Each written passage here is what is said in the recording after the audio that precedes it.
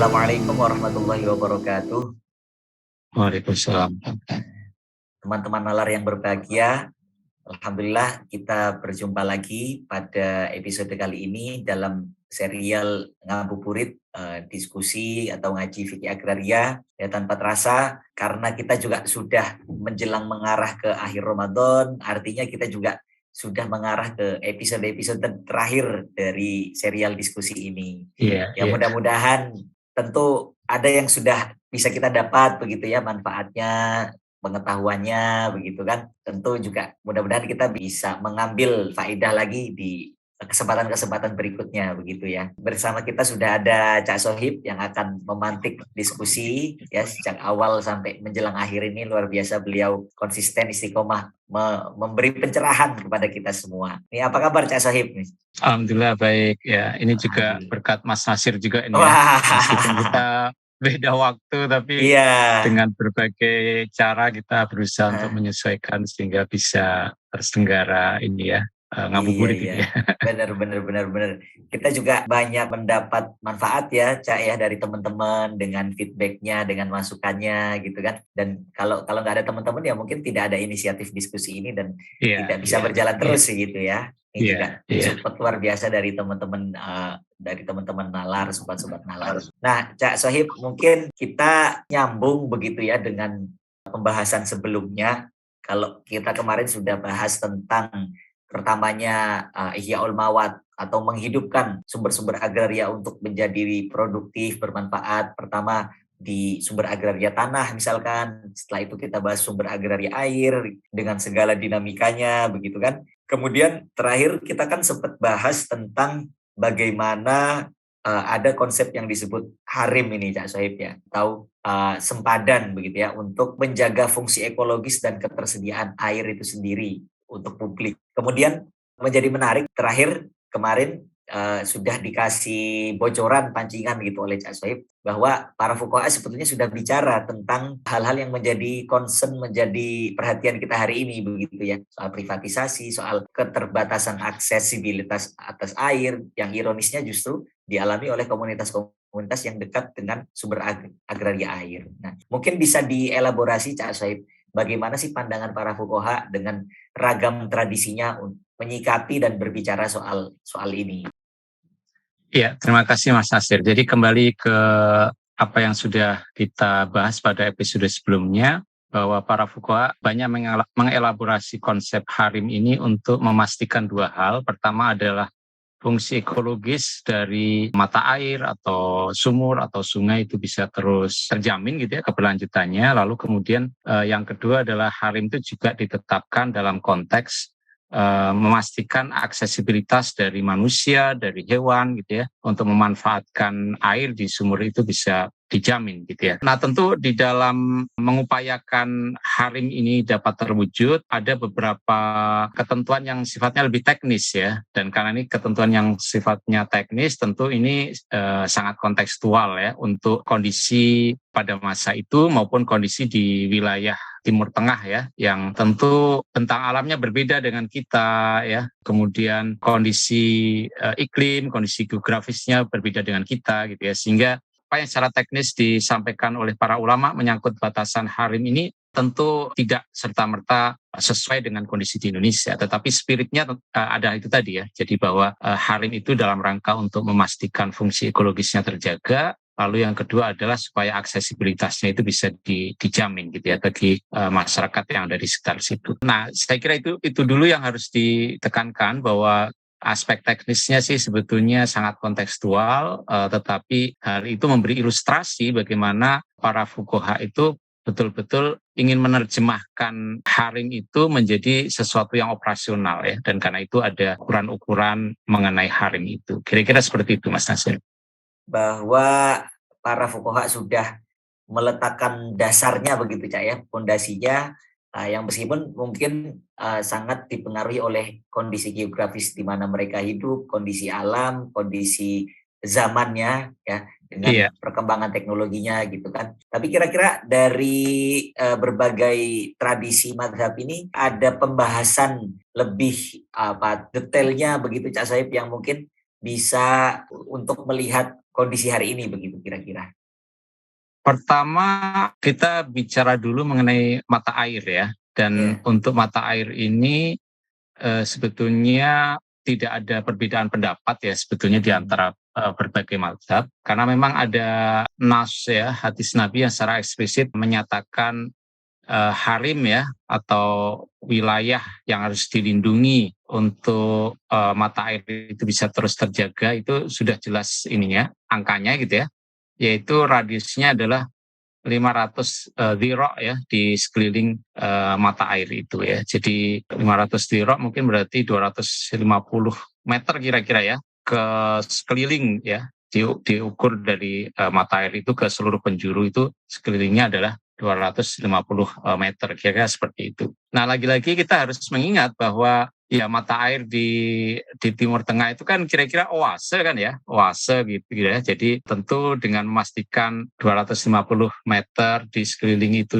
bisa dilindungi ya, secara ekologis itu sudah bisa dijaga gitu ya. Tetapi kalau dalam konteks di Indonesia ya, mungkin harimnya bisa lebih luas ya, karena kontur wilayah kita ya, ada wilayah yang pegunungan menjadi catchment area gitu ya. Lalu tentu ada keterkaitan antara hulu dan hilir ya, sehingga kemudian ini juga mesti dilihat secara berbeda ya kalau kita bicara mengenai mata air ya, sehingga mata air itu mungkin tidak hanya perlu konservasi pada in situnya ya, pada on the site gitu ya, tetapi juga menjangkau wilayah yang lebih luas, yang kalau wilayah itu tidak dijaga, hutannya ditebang misalnya, ya tentu mata airnya bisa kering ya, kira-kira seperti itu ya. Jadi itu menyangkut mata air, Mas Nasir ya. Dan dalam kaitan ini memang para fuqaha tidak berbeda pendapat, karena memang hadisnya memang bunyinya begitu ya. Jadi Rasulullah bersabda, al-ainu khamsu mi'ati dhiro'in ya. Jadi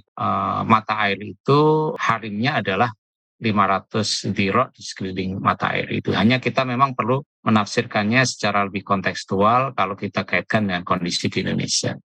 Itu yang menyangkut mata air, Mas. Ya, jadi saya pikir ini juga menjadi undangan yang menarik Cak Sohib ya. Artinya kepada terutama pakar-pakar agraria baik dari ilmu sosial maupun dari ilmu eksak agraria begitu ya, bersama juga para fuqaha kontemporer untuk merumuskan lagi secara kontekstual bagaimana sih konsep harim ini dikontekstualisasi sesuai dengan zaman dan wilayah Indonesia begitu Cak Sohib ya. Iya, betul Ya, betul. mudah-mudahan sih ini bisa menjadi satu tawaran ya yang bisa ditindaklanjuti oleh pihak-pihak terkait tadi begitu Cak Sohib ya. Iya iya iya. Iya iya iya. Nah, kemudian kalau tadi kan terkait mata airnya tuh Cak Sohib. Nah, sekarang terkait dengan apa namanya tadi disebutkan ada sumur, ada sungai begitu kan. Dan ini termasuk untuk irigasi begitu kan. Jadi bukan hanya untuk kebutuhan pribadi. Nah, kira-kira adakah perbincangan para ahli fikih terkait hal ini begitu Cak Sohib? Iya, menarik sekali bahwa untuk sumur ini elaborasinya sangat sangat kaya ya di dalam Hmm. tradisi intelektual para fuqaha itu ya. Dan kalau kita mengacu kepada mazhab Hanafi misalnya, ada upaya untuk membuat klasifikasi ya atas atas sungai itu ya.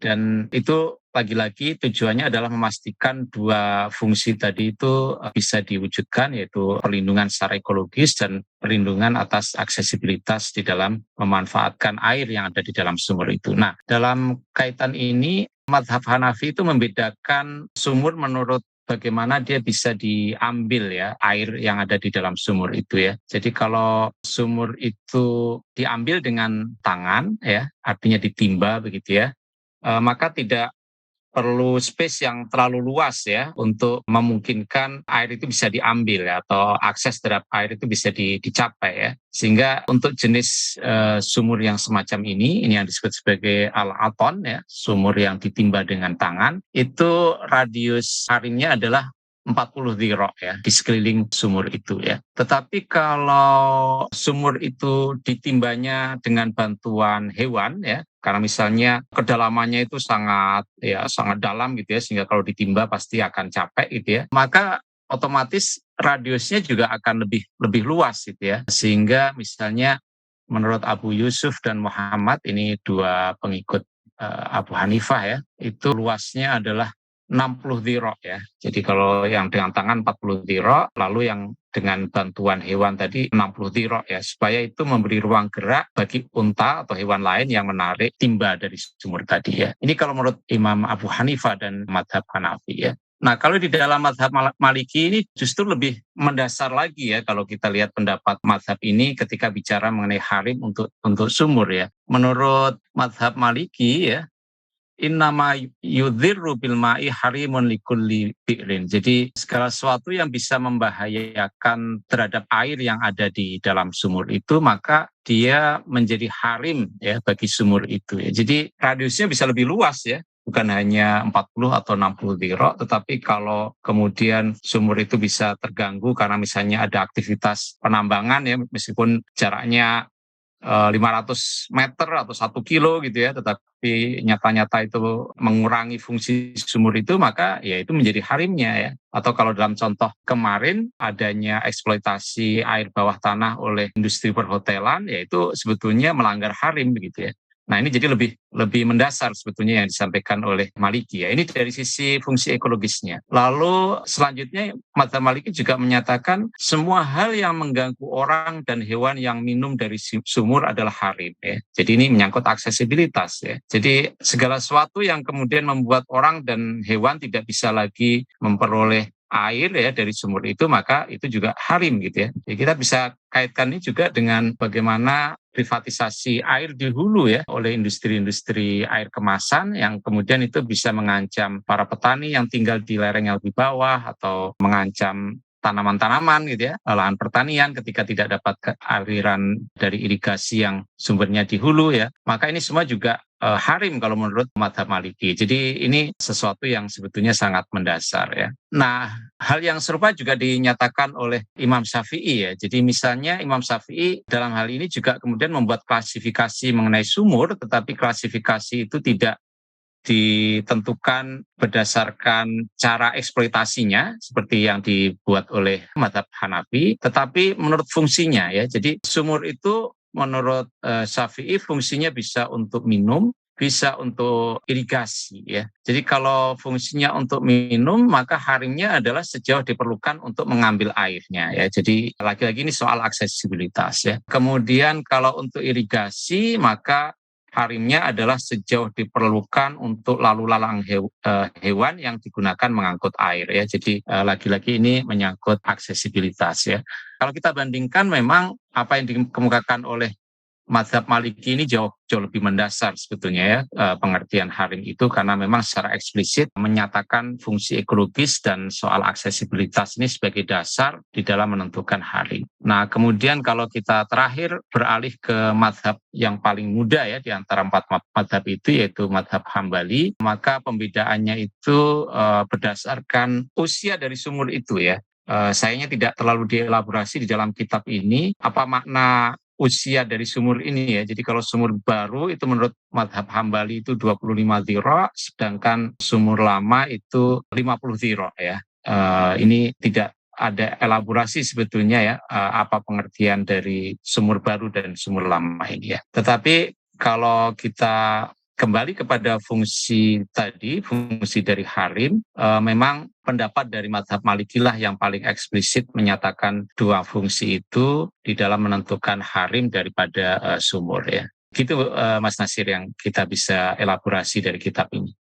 Iya, jadi dari pemaparan Cak Sohib tadi ya, karena memang seperti disampaikan, saya ingat di awal Cak Sohib ya, bahwa salah satu alasan yang menjadikan kitab ini menarik juga karakternya yang mukoronah begitu ya, perbandingan antar mazhab semua dielaborasi. Dan dalam konteks ini tadi seperti Cak Sohib juga sampaikan, bagaimana para fuqaha dari berbagai tradisi mazhab ini melihat ya atau berbicara tentang isu harim ini dengan kacamata atau perspektif yang beda-beda gitu Cak ya.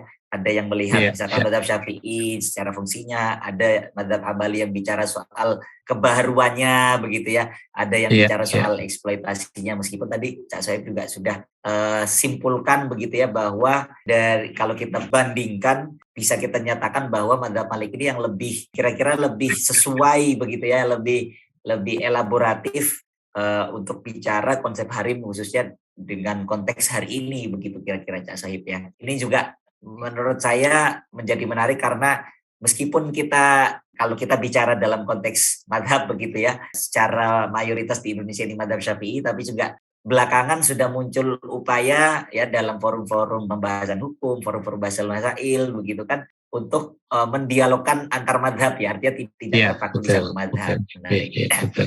Nah, bicara Iya. soal isu air begitu Cak Sohib ya dan privatisasinya, saya juga teringat nih Cak bahwa sekitar 1 dekade yang lalu begitu ya, belum lama lah bisa kita katakan, salah satu organisasi Islam yang besar di Indonesia ya, Muhammadiyah juga sudah menaruh perhatian besar dalam hal ini dan sudah melakukan upaya yang bisa dikatakan konkret begitu ya, dengan mengajukan judicial review atas Undang-Undang Nomor 7 Tahun 2004 tentang sumber daya air yang membuka peluang privatisasi. Jadi mereka menggugat ini ke Mahkamah Konstitusi dan membandingkannya ya dengan Undang-Undang Nomor 33 ya, Undang-Undang Dasar 1945 Nomor 33, Pasal 33 maksud saya, tentang jaminan bahwa sumber-sumber daya, sumber-sumber agraria ini diperuntukkan sebesar-besarnya untuk kemakmuran rakyat. Dan ini menjadi menarik kalau kemarin ketika kita bicara soal tanah, misalkan kita melihat bagaimana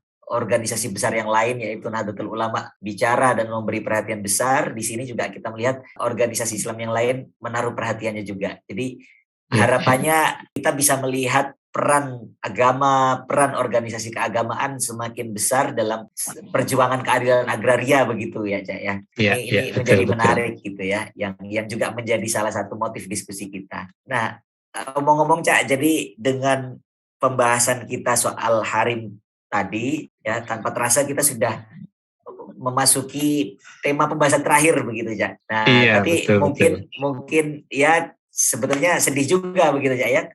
Kita harus berakhir di sini, tapi jangan khawatir teman-teman sobat-sobat nalar, bukan berarti ini penutup yang akhir begitu ya. Insya Allah masih ada 1 episode lagi di mana kita akan melakukan wrap up, melakukan satu ringkasan dan juga refleksi begitu ya tentang diskusi kita yang sudah kita lakukan selama beberapa belas episode ini. Jadi sampai ketemu di episode terakhir ya.